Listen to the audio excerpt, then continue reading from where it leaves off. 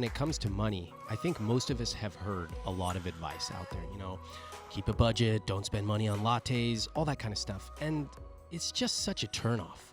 Who wants to listen to someone telling them what they can't do? And I remember, especially in my early 20s, once I learned how money worked, I tried to help my friends. And I was really overbearing. I was like, you need a Roth IRA. You need it. Don't you understand how much you're losing? And you're like the vegan. Yeah, it's horrible. CrossFit vegans. You can just see their eyes glaze over in front of you. And so my reaction was to double down and say, no, really, seriously, guys.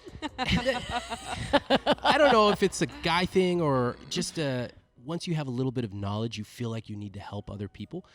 But what I learned was you can get good at something, but if you can't communicate it the right way, then what's the point?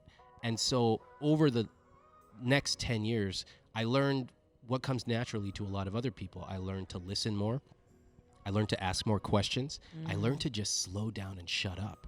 And ultimately, when people are ready to make a change, whether it's with earning more, investing, starting a business, then they will ask these amazing questions. But nobody can make you change unless you're ready to. But my friends and mentors, they gave me a lot of interesting advice about career choices. And one of the pieces of advice they gave me actually made me really mad. They said, well, if you go work at Google, you'll have this great resume. And I was like, I got a pretty good resume already. When do I get to stop chasing the magical resume stamp? When? And that advice actually made my decision for me because I decided I'm not going to chase the accolades on paper anymore. I already got them. And so what's next?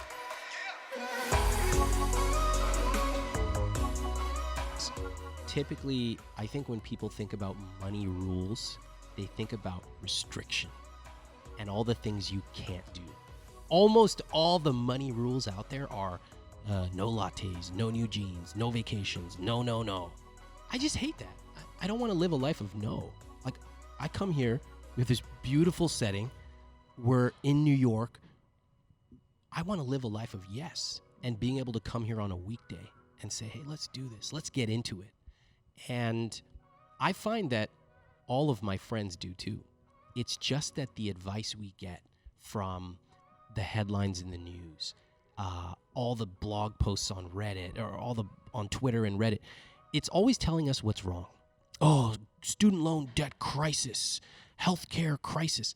May be true, but have we taken control and have we decided to live a life of yes?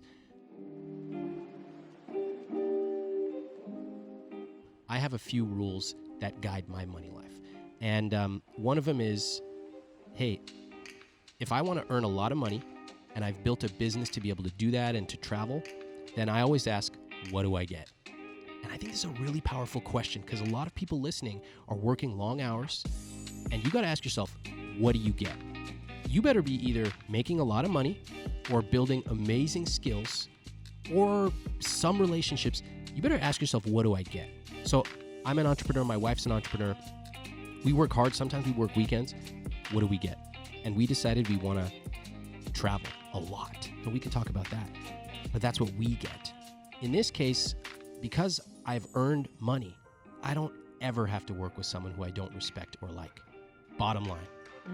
And that is incredibly empowering.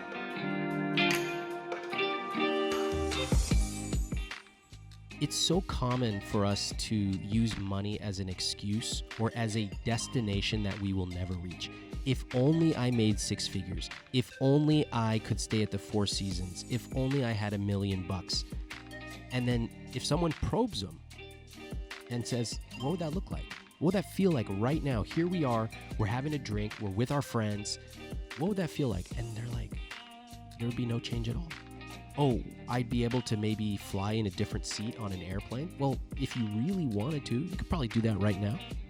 But suddenly we take away this excuse of money. And again, if you want to earn more money, great. I could show you how to do that. But money it's funny. I'm the I will teach you to be a rich guy. But I always say money is a small but important part of a rich life. It's not everything. That's why I'm really encouraging people, double down on the other important things.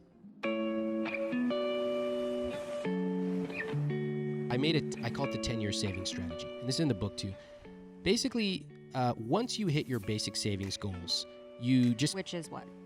Okay, so you want to have a 6 to 12 month emergency fund. You want to be investing... Which is, 6 months of your salary? Of your expenses. Of your expenses, Of your bare bones expenses. Okay. So just as a very simple example with simple math, if your expenses were $3,000 a month, that's if you cancel cable and blah, blah, blah. That would be, what I say, 18,000, right? And if you want to get more aggressive, you can and save more, whatever. But keeping it simple. If you then are doing your investments, so you are contributing to your 401k, maybe an IRA, and if you're putting away 10 to 20%, that's really good. These numbers are all detailed in more detail.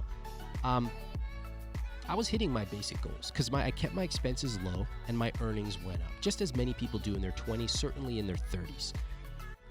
I was like, okay, what's next? And so I did take time to spend on the things I loved. I traveled a little more. I started buying a little bit nicer clothes.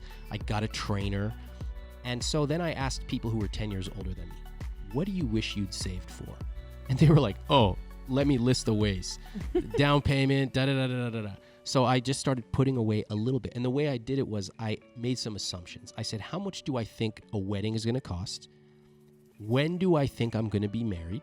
And then I just put a monthly amount aside, automatic. So I never saw it. When should you talk about money? I think that's a question.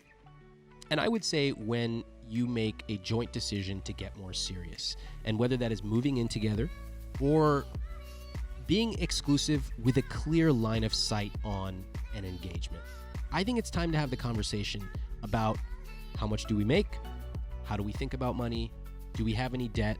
That kind of thing.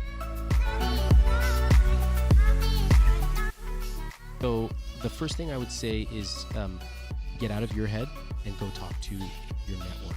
And the truth is, almost everyone, I would say at least 5 out of 10 people will take your email or call if you send a great email that says, I've admired your career. I would love to spend 15 minutes learning how you made your decisions and learn a little bit from you. See, when we want to find our passion, you don't go inward, you go outward. And so I would set up those meetings and I would start to take them. And I do think I talk a lot about how to find your dream job, how to negotiate your salary as well, because it's a huge entree into the freedom class.